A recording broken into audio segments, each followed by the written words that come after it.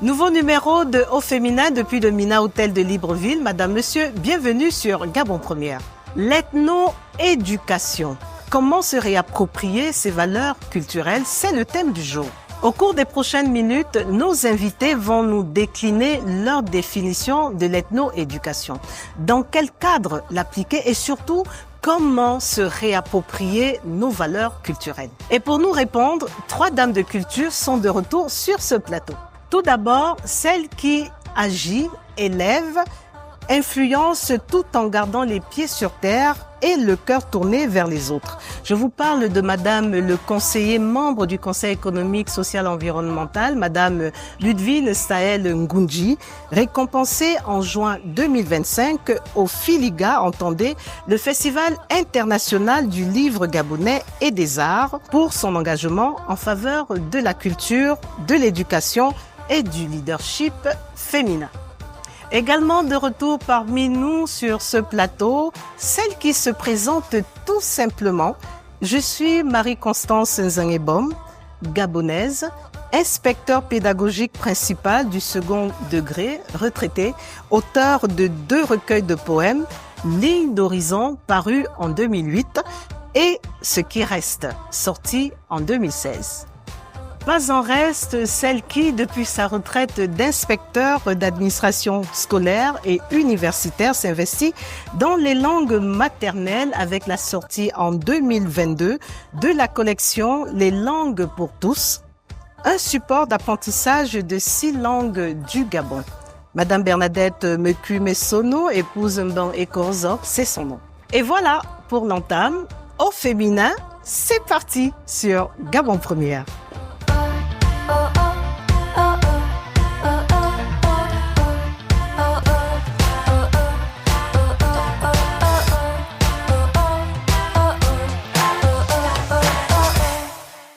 Voilà, nous sommes bien installés, mes invités et moi, et ce ne sont pas n'importe lesquels, parce qu'elles promettaient il y a 15 jours de revenir nous voir.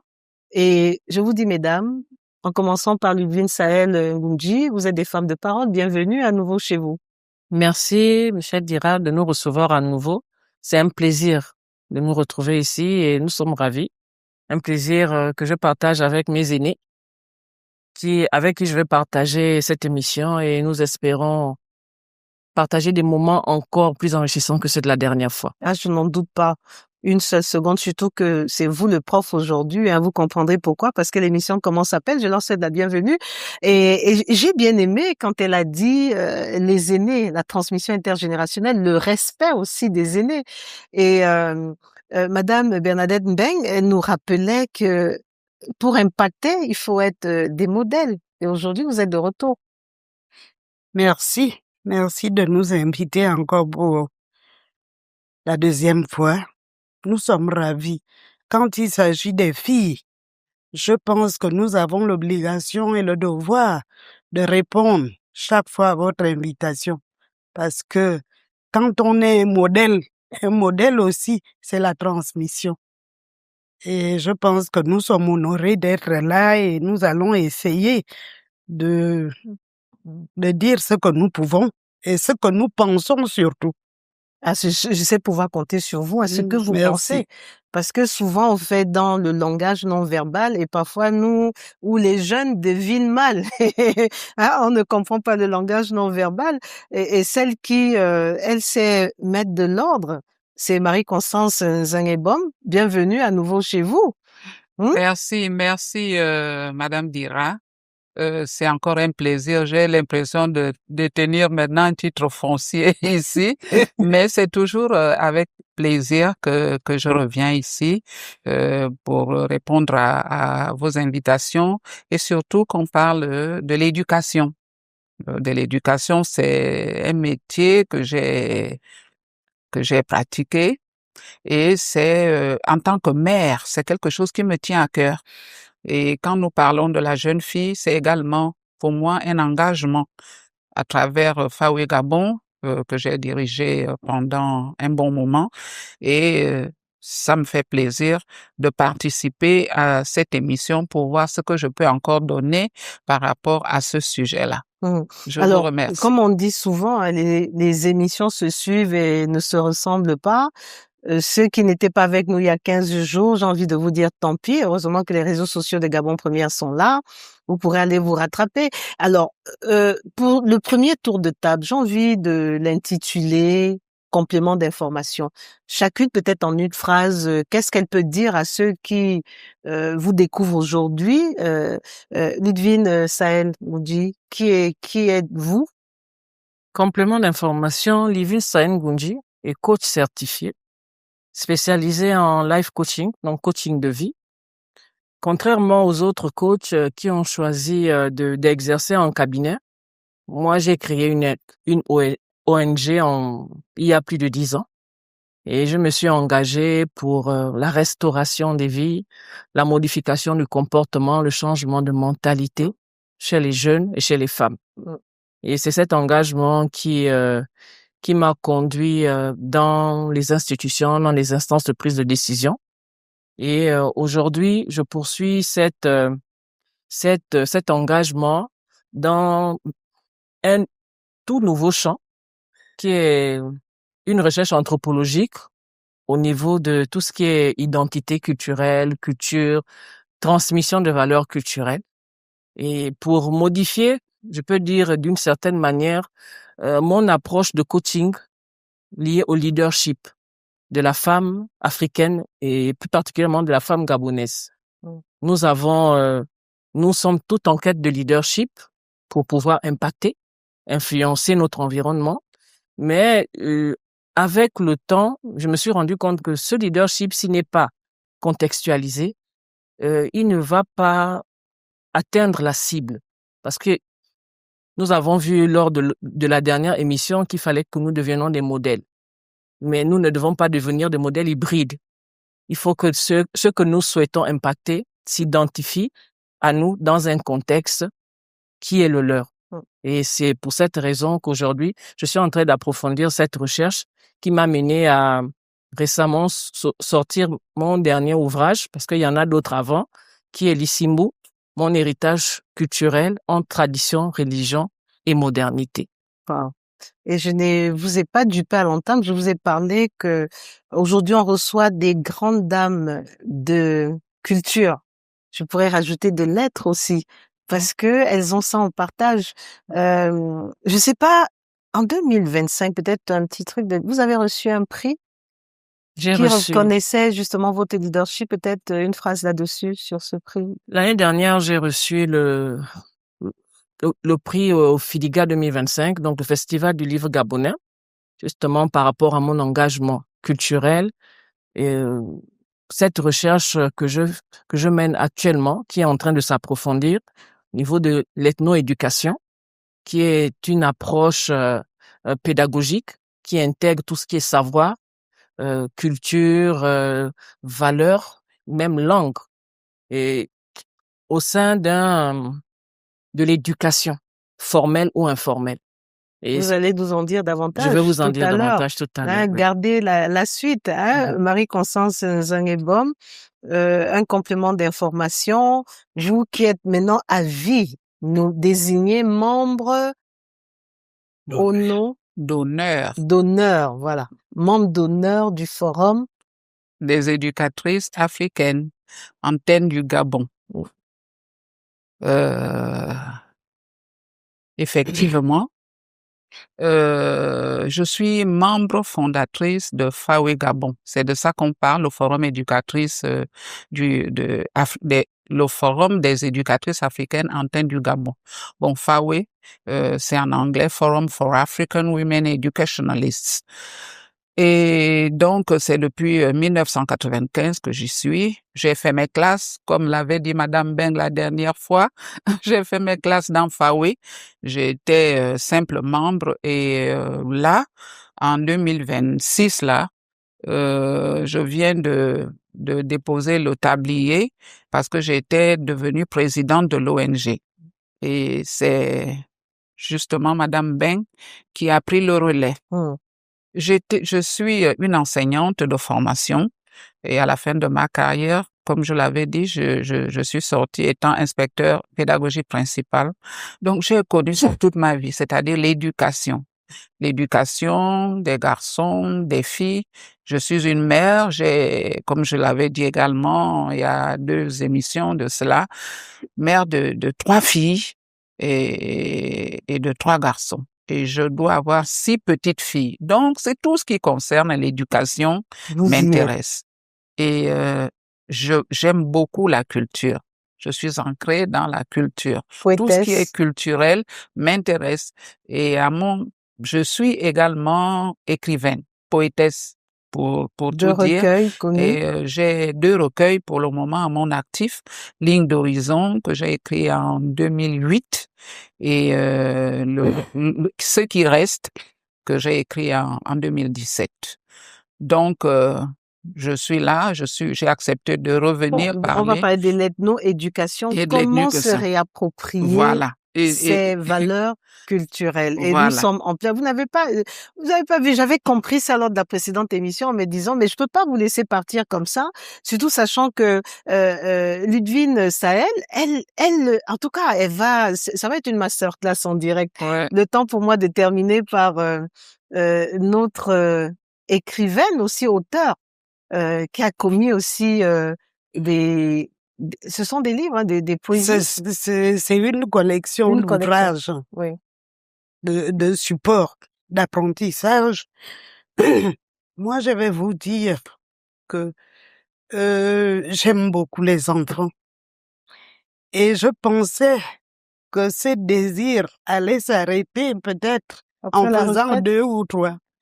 Mais je suis arrivée jusqu'à faire 7 enfants. J'en ai élevé 10 et c'est pas parti. Chaque fois, je me retrouve toujours à m'occuper des enfants. Je crois qu'on m'a appelée maman poule parce que j'aime c'est les inné. enfants. C'est inné. Et je me suis préoccupée de ce qui pouvait intéresser les enfants ou du moins construire ces enfants-là. Et c'est pour ça, j'avais pas beaucoup de temps quand j'étais aux affaires parce que la vie professionnelle me prenait du temps. Je voulais toujours bien faire dans la rigueur, dans les formes et tout. Et puis, quand j'ai arrêté, j'ai commencé à faire ce qui m'intéressait vraiment Vous faire plaisir pour me et faire réaliser vos rêves. plaisir et réaliser mon rêve. C'était m'occuper des enfants et c'est pour ça que j'ai créé des centres éducatifs. Et pour finir, je me suis dit, je vous ai parlé d'un équilibre entre l'éducation formelle et l'éducation aux traditions culturelles. Et je me suis dit, il manque quelque chose, il manque la langue. Comment faire pour apprendre les langues maternelles? Je crois que devant Madame Zon, j'ai fait 2 ans à travailler dessus, sur le support. Il fallait absolument travailler dessus et j'ai fait traduire par mes collègues dans les 6 langues pour qu'on ait au moins l'initiation, la base, le socle d'apprentissage de la langue. Voilà, et c'est ce que j'ai fait. C'était quelque chose qui me tenait et je me suis dit, depuis qu'il fallait former les femmes gabonaises à être responsables, il fallait leur dire, nous les filles, nous pouvons. La plupart du temps, on dit, oh non, la fille, elle ne peut pas. Oh non, c'est une fille. Ah non, c'est une fille. J'ai dit à mes enfants, il n'y a pas de filles ou de garçons. Tous les valez enfants, tous. vous allez être éduqués de la même manière. Et c'est ce qui m'a conduit dans ma profondeur à Faoué. Parce qu'il faut éduquer les filles. Et les filles, c'est un socle. C'est le socle de la nation. Si vous épousez une femme qui ne vaut rien, votre progéniture C'est va dans perdu. l'eau. C'est perdu. il faut une femme qui sache ce qu'elle veut, ce qu'elle est déjà et qu'elle transmette les valeurs qu'elle a aux enfants. Et donc, depuis 2 mois, j'ai pris La tête la la présidence de présidence Fawe de Gabon. FAWE. Mais vous disiez, vous terminez par là, mais moi je ne veux pas vous laisser terminer sans que vous nous en disiez un peu plus sur les langues. Cette sortie en 2022 de cette collection, les langues pour tous, un support d'apprentissage qui regroupe 6 langues. Lesquelles? 6 langues du Gabon. Bon, les 6 langues du Gabon, il y a le Mienè, l'Omienè, il y a le Pounou, Ipounou, Inzebi, Ikota, l'Embama et le Fon. Je les ai choisis justement en tenant compte des provinces. Par exemple, à l'Espière, on parle Fon, au Mienè, on choisit le Fon. Le même Fon, on le trouve dans le Wellington. Dans le Guibindo, on parle Fon et Ikota, ben je prends Ikota là-bas, ainsi de suite. Dans l'Angounier, on prend les Pounou. Et ainsi de suite, c'est comme ça que je les ai choisis. Dans le Haut-Ogooué, j'ai choisi le Lembama parce que il y avait déjà quelque chose qui avait été écrit en termes De support. de support.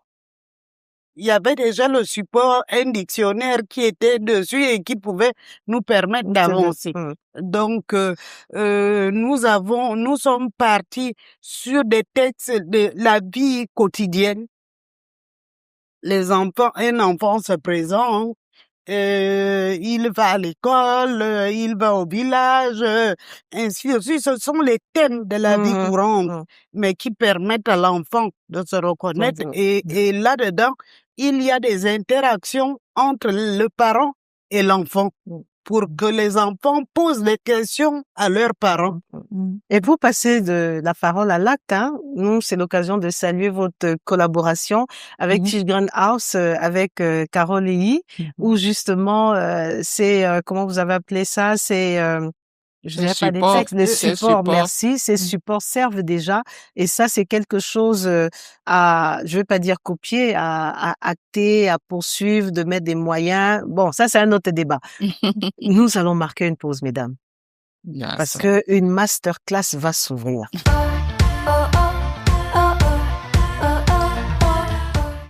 Et vous faites bien de nous rejoindre sur Gabon Première. L'émission que vous prenez en cours, c'est Au féminin avec pour thème du jour l'ethno-éducation, comment se réapproprier nos valeurs culturelles. J'ai annoncé une masterclass.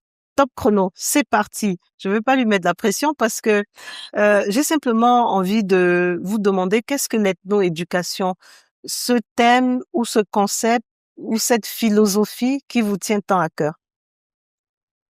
Merci, Madame Dira. L'ethno-éducation, c'est un concept que j'ai découvert lorsque j'écrivais mon livre.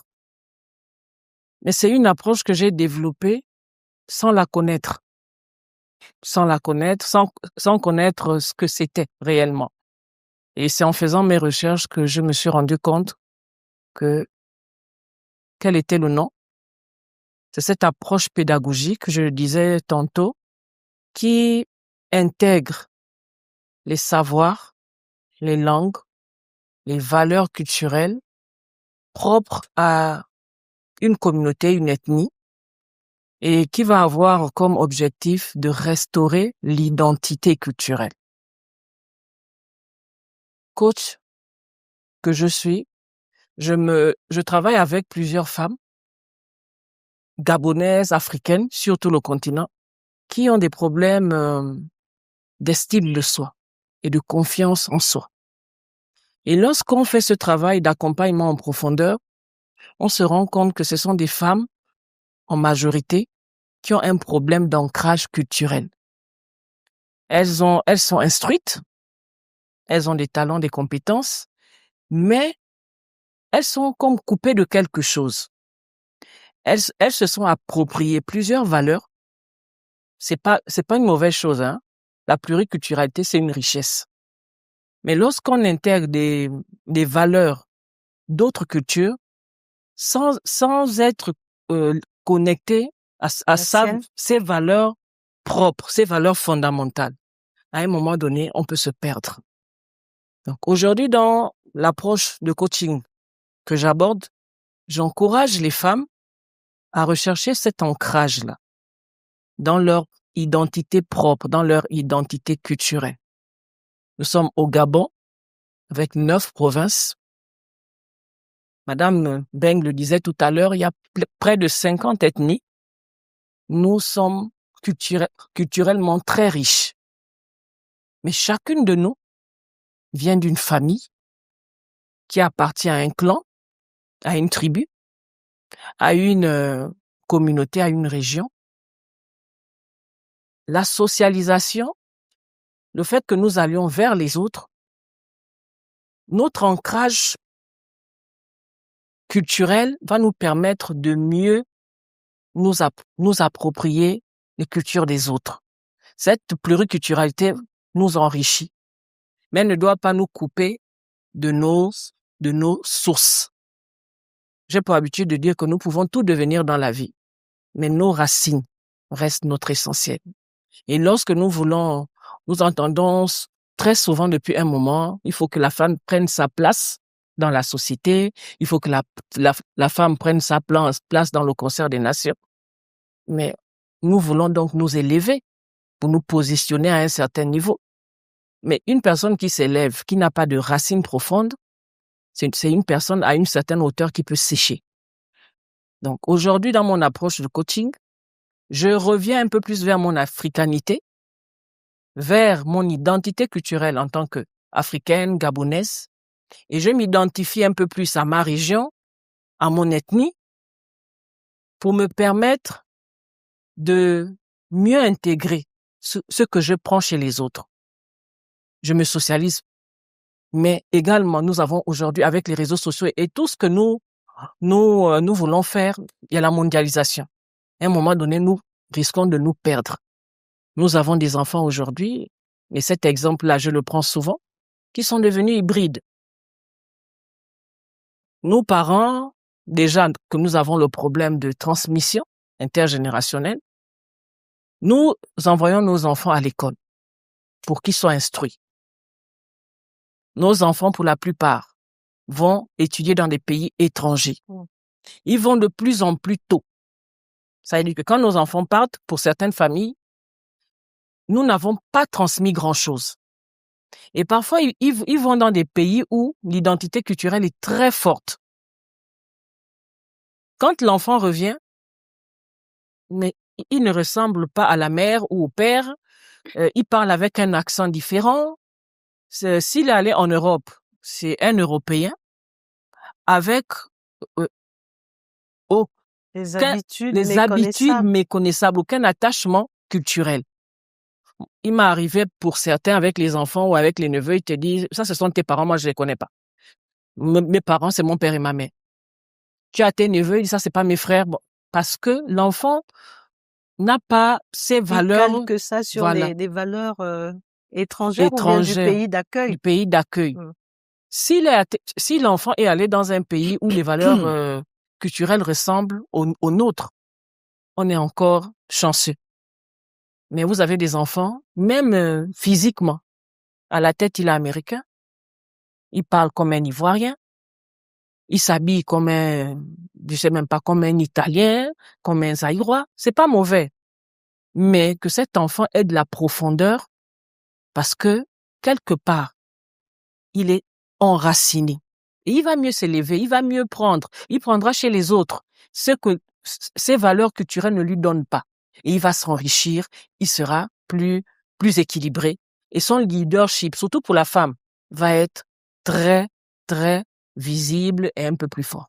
Parce que non seulement au niveau du leadership que nous voyons aujourd'hui public, mais la femme va en mariage. Donc quand une femme n'est pas enracinée dans sa culture,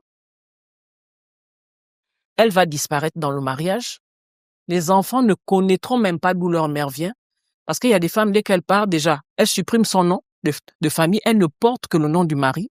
Ce n'est pas elle qui supprime. Je ne sais pas comment nos aînés vont réagir. Oui, elles vont Parce réagir. que elles ne suppriment pas, parce que parfois ça nous est imposé. Vous verrez que justement dans nos cultures, l'homme dit qui prend mari, prend pays, prend village. Mhm. Donc, en fait, tu t'en vas et tu portes le nom Tu du portes mari. le nom. On doit C'est pas volontaire. Il y en a porter qui veulent les oui, garder, hein. on doit le porter fièrement.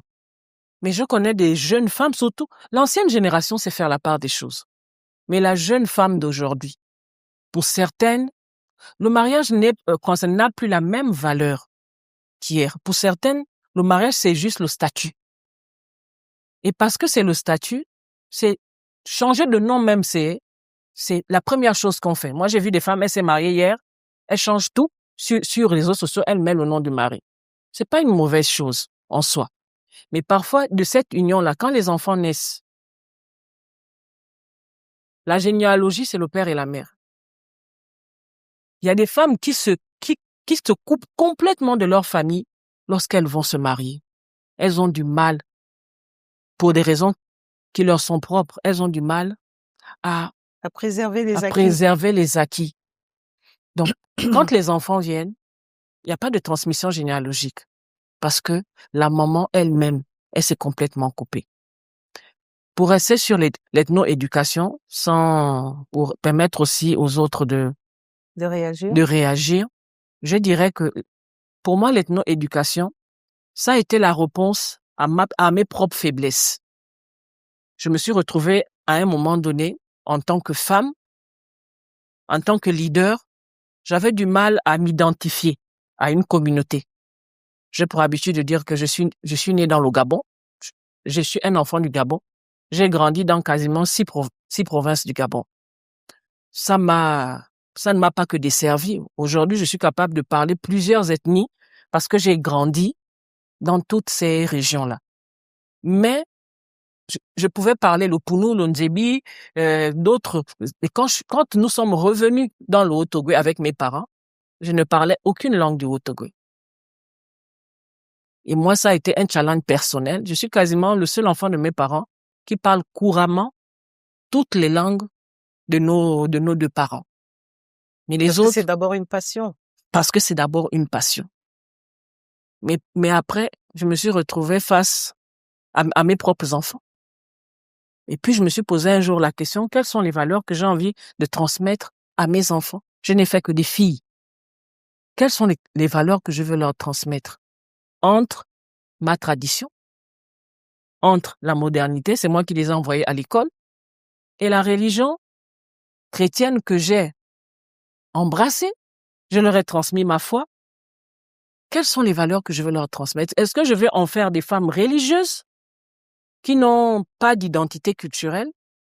Est-ce que je vais en faire des femmes modernes qui sont complètement détachées de toutes les valeurs africaines? Parce que pour elles, la modernité voudra peut-être signifier que en étant moderne, on devient européen ou américain uniquement. Est-ce que j'ai envie de leur transmettre des valeurs traditionnelles qui peuvent aussi avoir un côté négatif sur leur épanouissement en tant que femme moderne? Comment trouver le juste milieu? Et vous avez eu des réponses à vos questions ou bien vous voulez que nos aînés là vous donnent peut-être des pistes de solutions à vos questions? Bon. C'est réussi? J'ai eu un début de solution, mais je suis ouverte à toute contribution parce que la première partie de ma réflexion, c'est celle que j'ai consignée dans mon livre pour permettre à d'autres mères qui sont peut-être face à ce même dilemme de pouvoir trouver des réponses. Alors, là, on continue ou bien elles sont là, elles se plaisent à écouter? Non, moi je suis très admirative de tout ce qu'elle vient de dire. Parce que c'est un réel plaisir de voir qu'une jeune de son âge se soucie de son identité. C'est ce que nous souhaitons. Au cours de l'autre émission, moi je disais que je me place dans le statut de grand-mère. Et elle a l'âge de mes filles. Et quand elle parle de ses enfants, moi ça me réjouit. Je me dis que tout n'est pas perdu. comme je le disais la dernière fois, moi, je joue ma partition en tant que grand-mère, je m'occupe du côté traditionnel, mais leur mère également devrait jouer la leur et transmettre à leurs enfants ce que nous, notre génération, leur avons transmis. Et quand elle parle de son parcours là, de tout ce qu'elle fait, moi je trouve que c'est vraiment bien et que nous avons de l'espoir que nos valeurs, nos us, nos coutumes, nos traditions ne soient pas perdues à jamais. Parce que c'est très important maintenant, c'est le modernisme. Moi, j'applaudis parce que ça nous a apporté l'éducation, je veux dire l'instruction. L'instruction, c'est par cette instruction-là que nous sommes devenus des membres enfin, je veux dire, des personnalités. C'est comme ça que nous voyageons dans d'autres pays, nous apprenons des choses. Ce qui est bien, parce que tout ce que nous apprenons par-ci, par-là, ailleurs, c'est une richesse. C'est-à-dire, ça doit venir retrouver ce que nous possédons nous-mêmes. Mais si nous devenons trop poreux, c'est-à-dire nous avalons tout ce qui vient, sans faire même le tri, parce que on peut prendre ce qui vient de l'extérieur, mais il faut savoir quoi prendre. Et maintenant, nous approprions également ce que nous avons, et ce mélange-là fait de nous des êtres forts. Des êtres forts. Parce que quand vous connaissez d'abord votre identité, même à l'international, vous pouvez aller parler de vous. Parce que c'est ainsi dans chaque culture. Même en Occident, ils ont leurs propres valeurs, ils ont leur propre culture, ils ont leur propre art culinaire, que nous apprécions d'ailleurs. Mais quand eux, ils viennent chez nous, il faut que nous leur présentions effectivement quelque chose. Voilà. Donc c'est ça, cette ethno-éducation-là, qui doit être vraiment mise en valeur pour que nos valeurs ne soient pas perdues. Mais en encourageant également les enfants à s'approprier de ce qui vient de l'extérieur pour enrichir leur personnalité, mais il faut qu'ils sachent faire le bon choix. Alors, on a à vous écouter, que ce soit Ludivine Sahel et vous, Marie-Constance. Bernadette Mbeng, là, nous sommes à l'ère du métissage.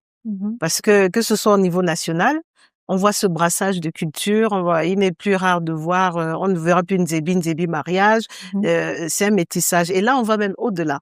On parle, et j'espère que Ludivine va nous raconter un peu l'histoire où elle a dit sa fille est revenue, elle ne l'a pas reconnue sur le plan culinaire. Est-ce à dire que, parce que ça peut donner l'impression que nous devons vivre en autarcie, puisqu'il faut préserver nos acquis. Comment faire ce brassage, ethno-éducation, et on pourrait même dire, passez-moi le mot, j'allais dire le mélange de cultures. On va étudier le brassage des cultures au niveau africain, parce qu'aujourd'hui, il n'est plus rare de voir que, en tant qu'Africains, on se réclame, on se dit, nous sommes Africains, préservons nos valeurs. Il y a des petites nuances. Maintenant, au niveau national, préservons nos valeurs. Comment faire? Moi, je pense, Madame dira que le métissage, c'est même un renfort, c'est une force quand il y a le métissage au niveau de la culture. Mais ce qui est important, et Ludivine l'a dit, c'est d'être d'abord soi-même. Être soi-même, ça veut dire quoi? Ça veut dire savoir qui je suis et d'où je viens. Si vous êtes dans un contexte où on est en cuisine, je suis une fille femme, je vais vous dire, je n'ai pas honte de dire que je sais préparer les feuilles de manioc, et quand on prépare les feuilles de manioc chez moi, on met l'arachide. Mais les autres, ils vont découvrir qu'on prépare les feuilles de manioc à l'arachide. Et maintenant, au niveau du Gabon, au lieu d'avoir une seule manière de préparer les feuilles de manioc, ben on en aura plusieurs. Et c'est quelque chose d'important. On apprend avec tout le monde. Et il faut que le métissage soit une force. Et non pas... Mais ça ne veut pas dire que tu dois avoir honte d'être toi-même.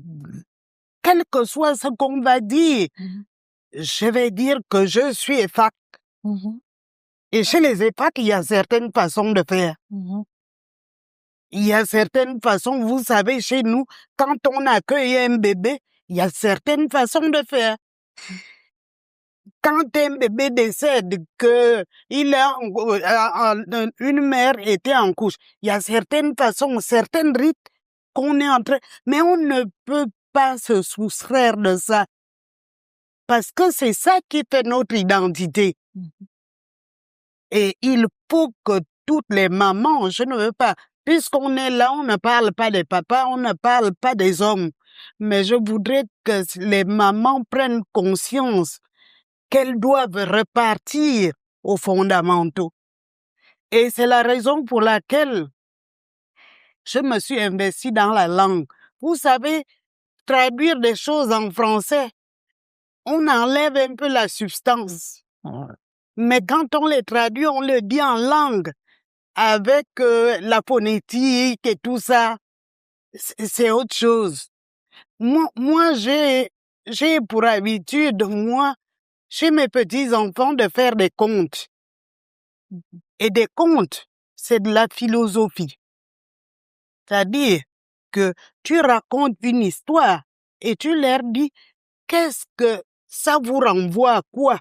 Il y a une morale à la fin de Il l'histoire. Il y a toujours une la morale à la fin de l'histoire, ou la sagesse, la bravoure, ça dépend du contexte dans lequel. Et je vous ai dit que il y a des espaces culturels d'échange. Il y a la cuisine, il y a le corps de garde, il y a le feu de camp, il y a le feu de bois.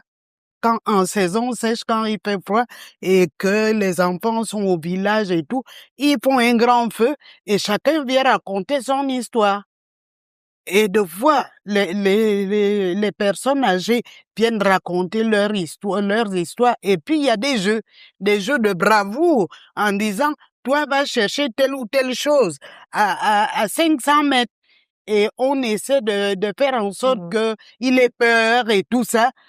Mais c'est pour fortifier le caractère de l'enfant. Oui. Voilà. Et souvent, c'est la nuit. Et souvent, c'est la nuit. Oui. Et donc, c'est pour ça que je vous dis que c'est important de retourner aux fondamentaux. Et le fondamental, là, il faut apprendre aussi nos langues. Oui, Un passage obligé et nécessaire pour mieux comprendre certaines choses. Et là, je me retourne vers Ludivine Sahel. Dans cette quête de recherche, de développer cette philosophie, l'ethno-éducation, je vous ai souvent entendu comme s'adressant à nous tous, mais dans quel cadre développer cette ethno-éducation? Dans le cadre familial, académique, politique ou bien les trois? Merci de me redonner la parole. L'ethno-éducation, à la base, je crois que ça a été réfléchi pour être intégré dans le système éducatif. Étant donné que parfois il y a des pesanteurs à ce niveau, je pense que l'ethno-éducation aujourd'hui peut être mis en pratique dans le système familial. La famille peut décider de repartir aux fondamentaux. Je vais vous donner un exemple. Depuis plusieurs mois, je fais cet exercice avec mes frères et sœurs, et j'ai donné un rôle à ma petite sœur. C'est elle, en fait, qu'aujourd'hui, je considère comme la mère de tous nos enfants. Moi, je n'ai peut-être plus le temps de matériel de rassembler les enfants. Avant, je le faisais. Et chaque fois que je peux, je lui transmets ce que je sais. Ce que je sais de la généalogie, ce que je sais des liens, des clans, un certain nombre de choses afin que elle, qui est un peu plus disponible, le transmette aux enfants. Je pense que c'est possible. Dans le livre, j'ai donné quelques exercices pratiques, des choses qu'un parent peut intégrer dans son éducation pour, par exemple, remplacer les rites de passage, parce que dans notre culture, il y avait des rites de passage. Quand une fille, par exemple, passait de l'âge de l'enfance à la puberté, il y avait des rites. Mais dans le contexte moderne, nous pouvons l'adapter pour marquer ce moment-là dans la vie de l'enfant et développer certains apprentissages qui cadrent avec désormais la puberté, ainsi de suite. Dans le domaine politique, par exemple, puisque vous en avez parlé, la langue est fondamentale.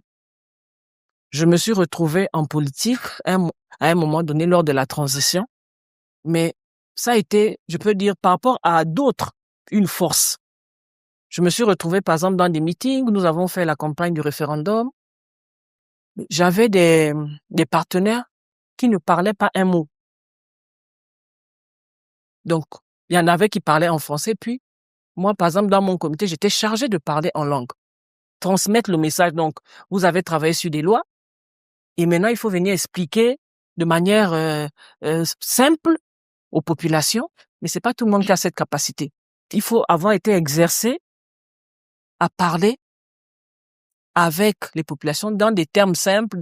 Je me rappelle même, il y avait une causerie où on m'a dit, mais toi, tu trouves ces mots-là où? Ça, c'est des anciens mots. On n'a plus entendu ça depuis longtemps. Parce que j'ai aussi travaillé avec des aînés dans des moments d'échange intergénérationnel. Je me suis rapproché des femmes d'expérience, des femmes âgées, pour leur demander comment est-ce que l'éducation se faisait à l'époque, pour transmettre les valeurs. Exercer continuellement votre curiosité. Voilà. Et ça, il faut oser. Voilà, il faut oser. Comment on faisait à l'époque? Et elle me pouvait m'expliquer que c'était dans les rites. Dans ma communauté, par exemple, c'est peut-être pas le cas partout, il y avait une école de la femme. La femme entrait depuis l'enfance dans une école. Elle ne sortait de cette école de la vie qu'à sa mort. C'était l'Isimbu. Dans le rite l'Isimbu, on éduquait la femme. On lui transmettait les valeurs. C'était l'école de structuration des comportements sociaux. On structurait le comportement de la fille dans un rite, le comportement du garçon dans un autre rite. Et tout au long de sa vie, la femme était accompagnée. On lui transmettait surtout les valeurs communautaires. Pourquoi les valeurs? Il y a des comportements, il y a les rites, il y a la spiritualité traditionnelle, mais les valeurs sont immuables. Les valeurs sont intemporelles, elles sont incontextuelles. Donc les valeurs qui existaient à l'époque de nos grands-mères sont toujours d'actualité aujourd'hui. Donc, on peut transmettre les valeurs de génération en génération. Il y a des comportements, des pratiques qui ne sont plus peut-être d'actualité aujourd'hui. Les enfants vont vous dire non, ça là, le voilà. squelette reste Voilà, le squelette. changé. Et le squelette, ce sont les valeurs. Parce que tous les comportements communautaires étaient autour des valeurs. Les gens mangeaient ensemble, célébraient, c'était pour développer, par exemple, la valeur solidarité. Quand il y avait un deuil dans une famille, tout le monde y allait parce que l'une des valeurs communautaires, c'était la solidarité. On avait la valeur respect, où les aînés ne se mélangeaient pas n'importe comment avec les enfants. Donc, il fallait travailler toutes ces valeurs-là, mais on mettait autour des comportements, des contes, des chants, pour développer des valeurs communautaires qui étaient que quand tu sortais d'un village, tu avais une manière de parler, une manière de te tenir, qui était commune à toute la communauté. Donc, ces valeurs qui sont immuables, nous devons d'abord, je crois, nous-mêmes en tant que parents, nous les approprier et puis les pratiquer au quotidien. Parce que les valeurs, c'est pas juste un savoir. C'est un comportement. Ouais. Et elles se transmettent de manière, comment on dit ça? Les enfants, en vous voyant les pratiquer, ils vont machinalement. Ils enregistrent. Ils enregistrent parce que l'enfant, justement, a une mémoire photographique. En vous voyant faire, l'enfant va développer des comportements, mais il ne saura pas que ce sont des valeurs que vous êtes en train de lui transmettre. Je vais vous partager une anecdote. J'ai eu l'une de mes filles qui avait du mal avec la propreté. C'était vraiment difficile. Et nous, on a été élevés par un père qui avait fonction dans l'administration assez élevée. Mais c'était quelqu'un qui se levait toujours à 5 heures. Il balayait sa cour lui-même. Et puis après, il s'apprête, il va au bureau. Et nous, on a tous, quasiment tout ça. C'est un reflet, parce qu'il disait toujours, c'est pas au moment où l'étranger Il peut vous surprendre. que vous allez nettoyer. Donc, la maison doit toujours être propre. Et sans nous rendre compte, moi, ce sont les mêmes phrases que j'ai répétées à mes enfants pendant des années. Mais elle était celle qui était vraiment la plus rebelle. Mais je ne cessais pas de répéter et de pratiquer devant elle. Tu dis, range ta chambre. Elle a du mal. Un jour, tu viens, tu ranges devant elle. Tu nettoies. Et tu le fais régulièrement. Je me suis dit, mon Dieu, Elle ne quand percute elle pas. va partir, elle aura le bac, elle part, comment je fais? Et elle a eu le bac, elle est partie. Mais dès sa première année, elle était au campus, au Maroc. Elle t'appelle, mais maman, c'est pas possible. Marcos, elle ne range jamais sa chambre, ses affaires traînent. J'ai dit, ah, toi? Tu es enregistré. Ah, donc c'est enregistré. J'ai dit, waouh. En pratiquant devant elle, en répétant les phrases que moi, mon père m'a répétées, que ma mère me répétait, en coaching, on appelle ça des messages contraignants. Ça reste dans le subconscient. Et quand la personne se retrouve seule, quand l'enfant se retrouve seul, elle commence à pratiquer sans même savoir. Prendre conscience. Parce que maintenant, elle est seule. La conscience lui renvoie Oui. tout ce qu'elle a entendu. Voilà. Et c'est ça l'éducation. L'éducation. Alors, moi, j'aimerais, parce que bientôt on va passer au conseil pratique, on a partagé ça en off, ce qui vous exaspère. Tout, D'ailleurs, quand on va assister à des mariages coutumiers, l'accoutrement. L'accoutrement où parfois on ne se retrouve pas. Vous disiez que dans l'Ottogoué, en principe, le principe de la natte, ce n'est pas ça. Dans vos cas, donc j'aimerais chacune qu'elle nous partage ce qui vous exaspère ou qui, je vais pas dire choqué, lorsque vous assistez à des mariages coutumiers. Très rapidement. Et puis on va passer au conseil je pratique. voudrais dire, par rapport au mariage coutumier, je voudrais dire que ce qui m'exaspère, c'est l'aspect artificiel du mariage coutumier aujourd'hui. Et le fait qu'on mette les moyens devant, alors que le mariage coutumier, en fait, c'est le vrai mariage. C'est le mariage qui nous concerne. Le mariage coutumier ne se fait pas à travers de l'argent, ne se fait pas parce que on est bien habillé. D'abord, moi, ce qui est choquant, c'est que il y a une fille de mon clan, de ma coutume, de mon ethnie, ne peut pas se marier, ne peut pas se présenter devant ses parents pratiquement nus. C'est-à-dire les filles sont en décolleté, Le bustier, complètement, le tout, bustier oui. trop profond, la robe de foie elle est courte et tout. Cet accoutrement-là ne nous convient pas. Ne convient pas. Chacun doit s'habiller en fonction de là d'où il vient. Moi, je vois par exemple comment le raffia.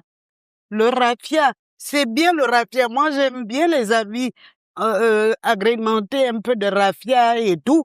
Mais c'est pas de ma coutume. C'est pas chez les Écans, le raffia. Donc, quand une fille Écan sort avec le raffia, je dis non. Elle n'a pas compris que ce n'est pas ça.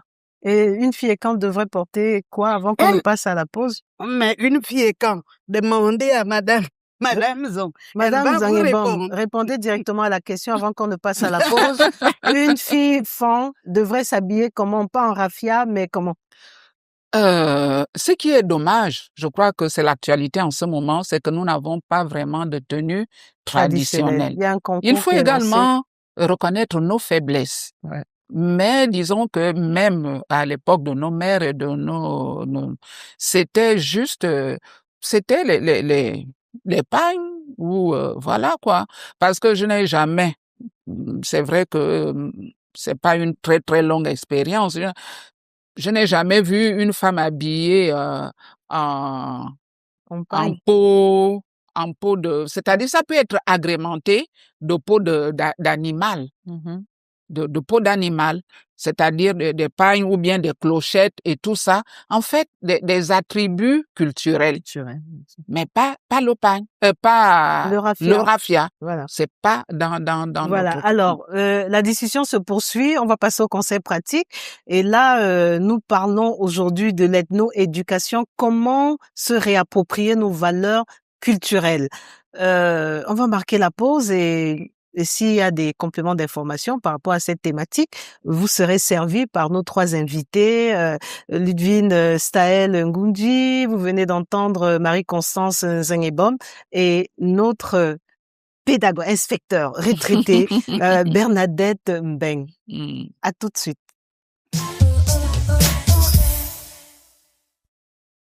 Et les conseils pratiques, c'est parti tout de suite en commençant par l'initiatrice de cette émission, Ludwine Saël Ngunji, ethno-éducation, comment se réapproprier nos valeurs culturelles. Conseils pratiques.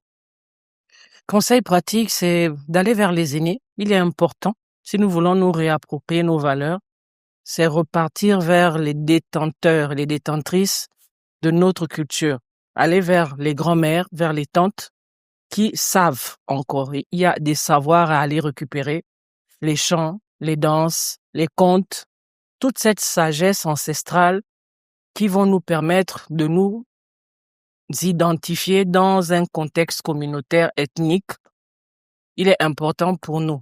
À ce jour, dans un temps où nous sommes dans le contexte de la mondialisation, de repartir, de nous enraciner profondément avant de nous élever.